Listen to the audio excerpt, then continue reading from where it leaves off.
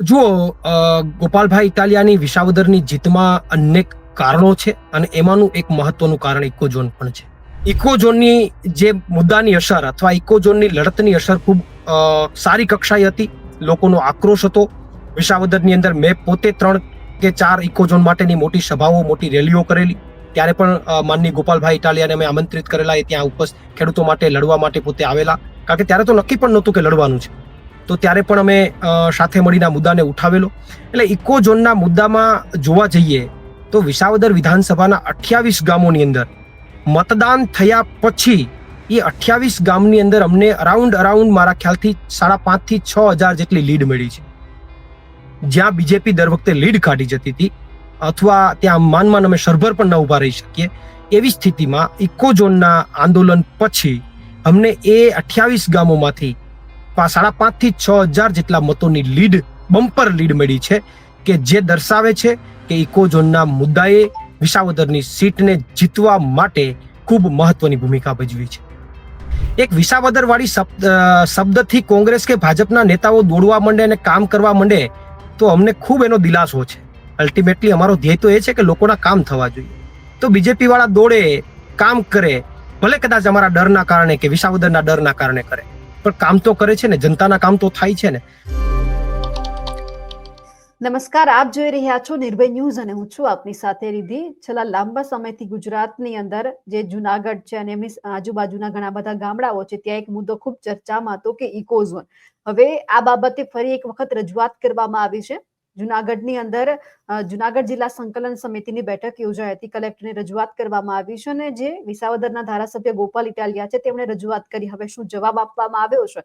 કારણ કે એવું કહેવામાં પણ આવી રહ્યું છે કે આ તમામ મુદ્દાને કારણે ગોપાલ ઇટાલિયાને ક્યાંક જીતવામાં સફળતા મળી હોય. પણ હવે આ બધા મુદ્દે ચર્ચા કરવી છે કે જેમણે સૌથી પહેલા મુદ્દો ઉઠાવ્યો તો એ મારી સાથે પ્રવીણ રામ જોડાયેલા છે. પ્રવીણભાઈ, નિર્ભય ન્યૂઝમાં આપનું સ્વાગત છે. જી ચોક્કસથી. આપનો બી આ મુદ્દાને ઉજાગર કરવા માટે ખૂબ ખૂબ આભાર. પ્રવીણભાઈ, લાંબા સમયથી જે ઇકોઝોનનો જે મુદ્દો છે ખૂબ ટ્રેન્ડિંગમાં હતો. ખેડૂતો કહી રહ્યા હતા કે નથી, અમારે જે આખો જે કાયદો લગાવવામાં આવે નથી જોતો, અને તમે ખૂબ વિરોધ કર્યો. લોકોની સાથે, ખેડૂતોની સાથે તમે ઉભા રહ્યા. હવે જ્યારે ગોપાલ ઇટાલિયાએ પોતાના વિસ્તારના ઘણા બધા મુદ્દા છે, કલેક્ટરને રજૂઆત કરી છે, મૂક્યા છે એમની સામે, અને આ મુદ્દો પણ છે, કલેક્ટર મારફતે શું જવાબ આપવામાં આવ્યો છે? ચોક્કસથી ગઈકાલે જુનાગઢની અંદર જે સંકલન સમિતિની જે મીટિંગ હતી એમાં હું પોતે પણ ત્યાં હાજર હતો, જુનાગઢ. અને એમની અંદર માનનીય વિસાવદરના ધારાસભ્ય ગોપાલભાઈ ઇટાલિયાએ 35 જેટલા મુદ્દાઓની રજૂઆત આ સંકલન સમિતિની અંદર મૂકી છે. સંકલન સમિતિ એક મહત્વની બેઠક હોય છે જિલ્લા માટે, અને એમની અંદર જે સૂચવેલા જે કે પણ સૂચનો અથવા જે કે રજૂઆતો છે એ બાબતે જિલ્લા વહીવટી તંત્ર દ્વારા ખૂબ ગંભીરતાથી કામ હાથ લેવાતું હોય છે. ત્યારે 35 જેટલા પ્રશ્નો માનનીય ગોપાલભાઈ ઇટાલિયાએ કાલની સંકલન સમિતિમાં જે મૂક્યા, એમની અંદરથી એક મુદ્દો ઇકોઝોનનો પણ મુદ્દો એમણે ત્યાં કલેક્ટરની સામે રજૂઆતમાં મૂક્યો. અને એમની અંદર કલેક્ટર શ્રી દ્વારા જે લેખિતમાં જે જવાબ પ્રાપ્ત થયો છે એમાં એમણે પોતે કલેક્ટરશ્રીએ જે જવાબ આપ્યો છે કે જે 2016 ની અંદર આ જાહેરનામું બહાર પડેલું, ત્યારે 17માં સ્થાનિક વિરોધ અને કોર્ટની પ્રક્રિયાની અંદર ચેલેન્જ થઈ અને ત્યારે ફરીથી કોર્ટે આ જે કઈ જાહેરનામું બહાર પડેલું એને સ્થગિત કરવા માટેના આદેશ આપેલા. ત્યારબાદ ફરીથી 24 ની અંદર આ નવું જાહેરનામું પ્રસિદ્ધ થયું. એમાં એક શબ્દ એમણે ઉલ્લેખ કર્યો છે કે મૌખિક ઓરલ ઓર્ડરથી. એમાં હકીકતમાં એ વાંચીને એ વાતનો મારે કાઉન્ટર પર કરવું છે કે સરકારી સિસ્ટમની અંદર ઓરલ ઓર્ડરથી આપ કોઈ કાર્યવાહી કરો છો તો મારા મત અનુસાર એ યોગ્ય નથી. લેખિત ઓર્ડરથી જ થવી જોઈએ. એમાં એમણે એક ઓર્ડર એવું લખ્યું છે કે સરકારશ્રીના ટૂંકમાં ઓરલ ઓર્ડરથી ફરીથી આ નવી દરખાસ્ત છે એ બનાવવામાં આવી. પણ ઓરલ ઓર્ડરનો કોઈ મારા ખ્યાલથી સરકારી સિસ્ટમમાં વજૂદ નથી. હકીકતની અંદર જો ઓર્ડર થવો જોઈએ તો લેખિતમાં ઓર્ડરથી જ આ ડ્રાફ્ટ બનવો જોઈએ. પણ છતાં એમણે જે સરકાર લખ્યું છે એ બતાવે છે કે આમાં જ ક્યાંક આ લોકો પોતાની મનમાની ચલાવી રહ્યા છે. એટલે ઓરલ ઓર્ડરથી ફરીથી નવો ડ્રાફ્ટ રજૂ થયો અને એ ડ્રાફ્ટ જે છે એમની 60 દિવસની મર્યાદાઓ હતી જે કે પણ વાંધા અરજીઓ લેવાની. એમાં હજારોની સંખ્યામાંથી ગીરમાં વાંધા અરજીઓ ગઈ છે. હજારોની સંખ્યામાં ખેડૂતોએ વિરોધ નોંધાવ્યો. અનેક રેલીઓ, અનેક ધરણાઓ, સરકારને પીછેહટ કરવી પડે ત્યાં સુધીના ખેડૂતોના વિરોધો જે અમારા અમે એમાં આગળ લીડરશિપ લીધી અને ખેડૂતોએ અમારી સાથે ખંભેથી ખંભો મિલાવીને આગળ ચાલ્યા. તો એ વાતની પણ અસર થઈ અને હાલ એમણે કલેક્ટરે એવી વાત સ્વીકારી છે કે આ મુદ્દો અત્યારે વડી અદાલતમાં અમે રજૂ કર્યો છે અને વડી અદાલત જે કંઈ પણ દિશા નિર્દેશ કરશે એ મુજબ આખરી નિર્ણય સરકાર લે છે. આવું ટૂંકમાં હાલ કલેક્ટરનો પ્રત્યુત્તર ઇકોઝોનના મુદ્દાને લઈને છે. હા, એટલે જ્યારે વાત ઇકોઝોનની થતી હોય છે ત્યારે એક પછી એક તારીખ આપવામાં આવે છે. કેટલા લાંબા સમયથી ખેડૂતો આ પ્રશ્નને લઈને પીડાઈ રહ્યા છે, નથી કોઈ ઉકેલ આવતો કે નથી કઈ આમનું સમાધાન થતું. એટલે ચોક્કસથી ઘણા સમયથી સરકાર મથી રહી છે આ કાયદો પસાર કરવા માટે.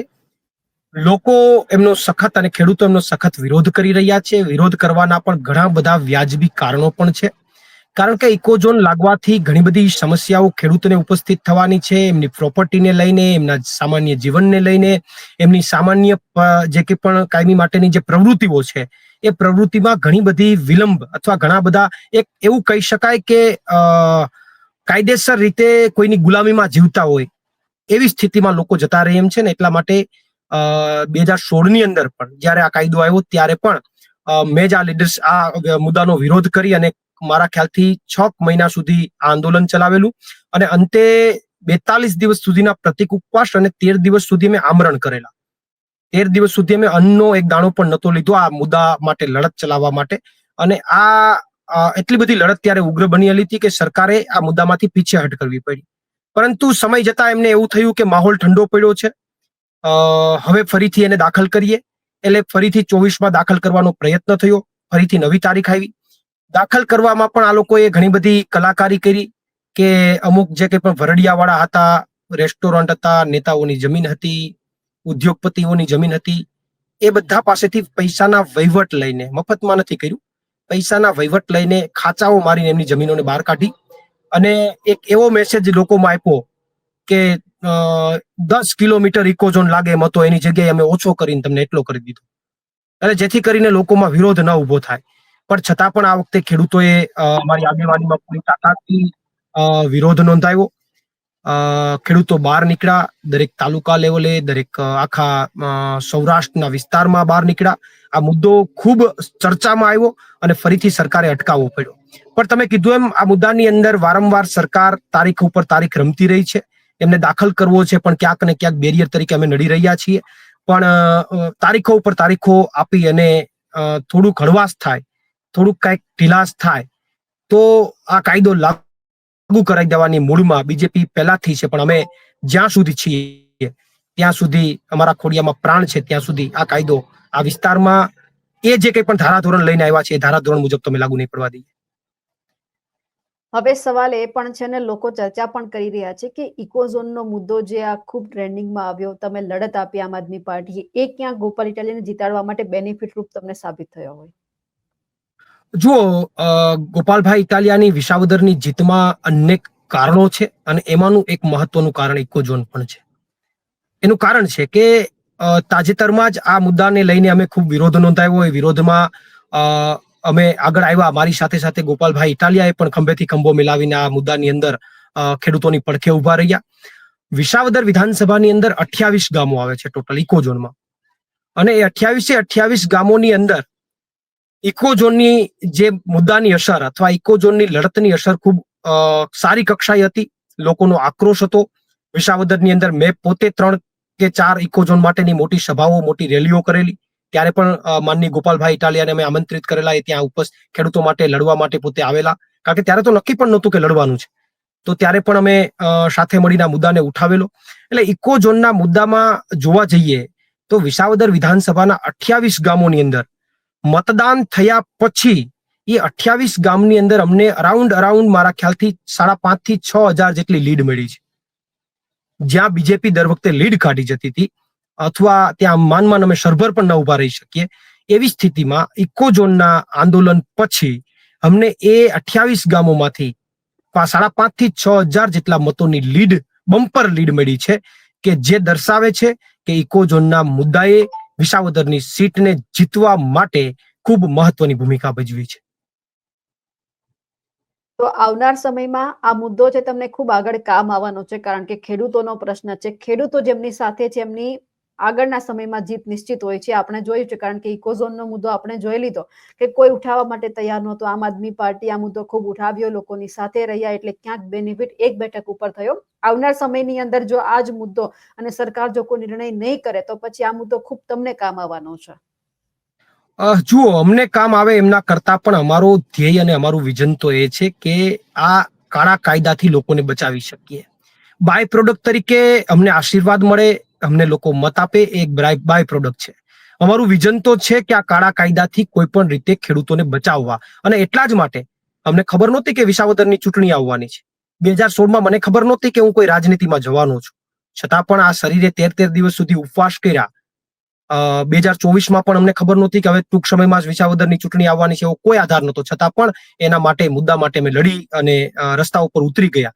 એટલે કહેવાનો મતલબ એ છે કે અમારું માત્ર ને માત્ર વિઝન એ છે કે આ કાળા કાયદાને અટકાવી અને ગીરના ખેડૂતોને બચાવવા. બાય પ્રોડક્ટ તરીકે ખેડૂતો અમને આશીર્વાદ આપી રહ્યા છે, એ અમારા માટે એક ઉર્જા સમાન છે. અને જો આ ઇકોઝોનના કાળા કાયદાની અંદર સરકાર કોઈ પણ ત્વરિત નિરાકરણ નહીં લાવે, નિરાકરણની અંદર આ કાયદાને હટાવશે નહીં, તો માત્ર એક વિસાવદર નહીં, આજુબાજુની અરાઉન્ડ 8 જેટલી વિધાનસભાઓ અને 2 લોકસભા, હું તમને નામ પણ ગણાવી દઉં: વિસાવદર, માણાવદર મેંદરડા સીટ, તાલાળા વિધાનસભા સીટ, કોડીનારની સીટ, સાથે સાથે ઉના, સાવરકુંડલા, ધારી, રાજુલા, આવી દરેક વિધાનસભાઓની સરાઉન્ડિંગ 7 થી 8 વિધાનસભા, જુનાગઢ સીટની પણ અમુક ગામડાઓ આવે છે. સરાઉન્ડિંગ 7 થી 8 વિધાનસભાના વધતા ઓછા પ્રમાણે ગામડાઓ ઇકોઝોનમાં આવી રહ્યા છે, અને 2 લોકસભા, જુનાગઢ અને અમરેલી.